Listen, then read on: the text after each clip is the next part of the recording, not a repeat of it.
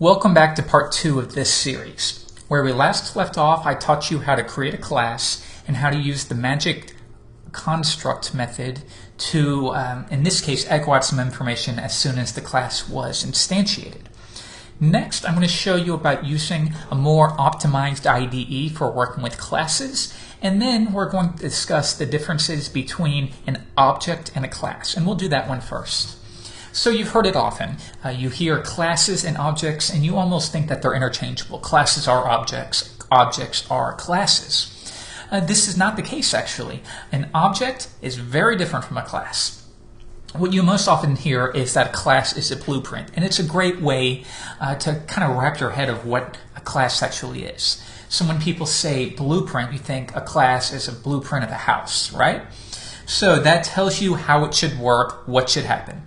But when you actually create a house, the house would be the object in this case, and the house reads from the class, but each house that is built is going to be different. So you have one class and different houses, or one blueprint, different houses, one class, different objects, and each object can have slightly different data attributes. So let's get a better idea of what I specifically mean.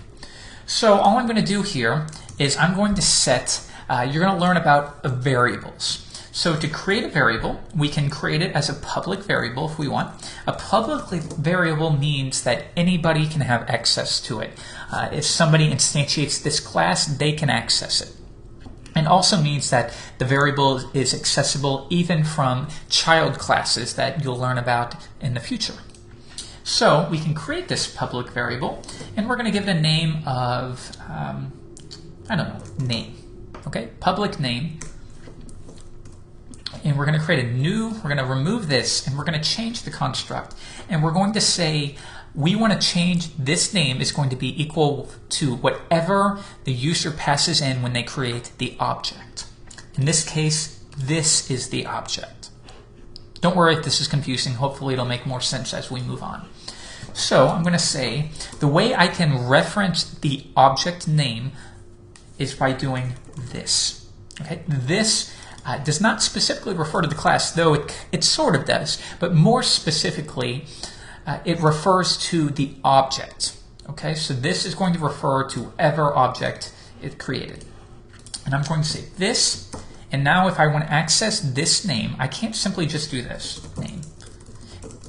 That's not going to work. Instead, I do this, and you might think if I want to access this property of the class, I would do name. Unfortunately, that's not the same either. You would just use the actual word name. So you don't have to use the $sign. So you heard me use the word property. What's the difference between a property and a variable? And for that matter, what's the difference between a method and a function? Okay, it's very simple. A variable, this is a variable, but when inside of a class, we refer to it as a property of the class, or a property of the object. A method is the same thing. It's just a function. If it's easier to understand, a method is a function. But a method a function when inside of a class is a method. All right? It's just technical jargon. So if we want to access this value, we're going to say this name. So go to this object, get this variable, and it's going to be equal to, and I can hard code it in. So if I want to do me, that'll work. And why don't we go ahead and try that? Then we're going to echo out some information, and I'd like to remind you that in general it's considered a bad practice to echo out anything from your class. Instead, you would use the return statement, which we'll talk about shortly, and then you would echo out that data maybe from your page. But for this very simple example, I'm just saving myself a bit of time and echoing it out directly. Just keep that in mind though. So I'm going to echo this name. So we've created our class. We've instantiated it, so it has a variable here, and we've set this variable name to my name, and we've echoed it out. Let's come back to our page and refresh it, and we do get our name. Okay, but what good does that really do? And what's the point of having different objects if every class and every object does the exact same thing? Good point, but they don't. So if we come back to our page, and now we're going to create our new class. And this, when we instantiate it, any values that we pass here, as many as we want, these will be represented within my class. And they would be represented with the construct method. They would receive it. So they would receive it right here. So at this point, we can work with this. So I'm going to change this to name. And this construct method, when the class is instantiated, is going to accept a value, and that's going to be equal to the name. So I'm going to instantiate this class, and I'm going to pass in my name, or a different name.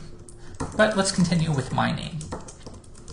So new my class, pass in my name, and now when this is run, this name is not going to be hard-coded in. We're going to make it more flexible by allowing it to be whatever the user types in, or whatever the creator of the object is. That way that object has unique values and properties that another object may not. That's the difference between objects and classes. The class doesn't change, but each object could be slightly different. So let's save this, come back, and if I refresh the page, I'm going to get the same thing. Okay, so we're talking about objects and different objects. How could we create a different object? Okay, we can do that right now. My new class is going to be equal, once again, to a new instance of the my class. So this instance is completely separate from this one. It's unrelated. So this time I'm going to pass in a different name, and this is going to be John Locke. You either know who that is or you don't. So we create this class a second time. So if I refresh the page, and you know what? Just to keep things clean, I'm also going to concatenate a break tag just so they're on their own line. Refresh the page, and we get two different names. Okay, so what does this mean? It means that objects are not classes. Objects they use the class as a framework or as a blueprint, but each object can have its own properties, as we've shown here, that in this case, this class has a name of John Locke, and in this class, it has a name of Jeffrey Way. And that's the beginnings of working with objects. Hopefully that made sense. Next, I want to talk to you about using a more dedicated IDE. So whether you're on PC or Mac, it doesn't matter. On Mac, I would recommend you use, for most of your projects, especially for web designs, Coda works fantastic, TextMate works fantastic, Espresso is great. If you're on the PC, Notepad++ works really well. If you like TextMate on a Mac, there's one called eText Editor. But none of those really offer an actual IDE. So you might think an IDE is bloated, and that may be, but for working with higher level projects and web applications, sometimes a program like Coda doesn't offer us very much. So, for instance, if I go back to my class and I create a new function, do something. If I wanted to, once again, we're just going to represent this method by echoing doing something. If I wanted to call this method, I'm going to go ahead, by the way, and get rid of this second object. If I wanted to call that method, I would do my class do something. So this says get this object, find the do something method, and execute it. Come back, refresh the page, and we get doing something. All right, so now you know how to create more methods and how to call them. Notice this symbol right here. That means that child, it's called the arrow symbol. That means get the child of this object. All right, but did you notice that when let's say I'm working with a class that I didn't even create, maybe I downloaded a Twitter class, and I've created the class and I want to call a method, but I don't really know, is it get tweets, is it retrieve tweets? I don't know what it's called, and Coda doesn't help me at all. I would hope for some IntelliSense, but it doesn't have any.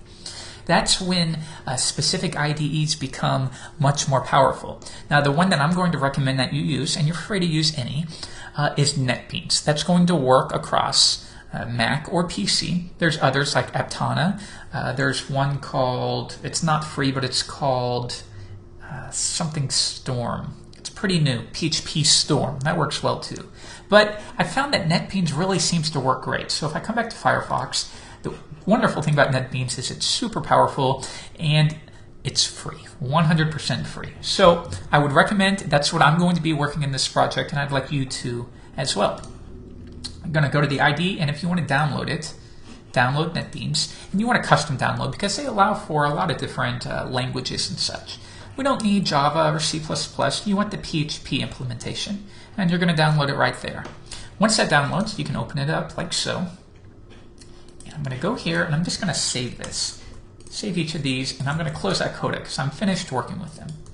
If I open up Coda, it's going to be a little bit slower. That comes with the deal, and it's slower because it's way more powerful and it's going to do more for you. So I'm going to browse to the Projects tab, and I'm going to create a new project. New project. And all I need to do is reference the one that we already created. So I'll browse, and I'm going to go to the OOP folder, click on that, and make sure the project name is the same. PHP version is 5.3. This is how I access and run the project, assuming MAMP is running. Do I want a framework? No. And now you can see if I go back to projects, here's our source files, there's the 2 files that I created. So you can immediately see that it's way smarter than Coda or TextMate. It already is telling me, because I didn't finish this statement from Coda, it's telling me there's an error there, syntax error expected in identifier. Really, really helpful when you're developing, and something like Coda or TextMate really doesn't provide that. So let's come back, and I want to show you one more thing before we conclude this lesson. Notice that we have this function here, but remember we talked about what if it's not your class and you don't even really know what methods are available to it. Watch what happens now when I do my class. It's immediately going to use IntelliSense to let me know what methods are available to me. That way I don't have to traverse through the class. I can go, okay, I want that do something method. I'm going to call that. And that makes it extremely valuable, not to mention the debugging advantages. So before I added that, did you see that we had these methods, but it said PHP doc not found? What does that mean? We're going to learn that in the next lesson.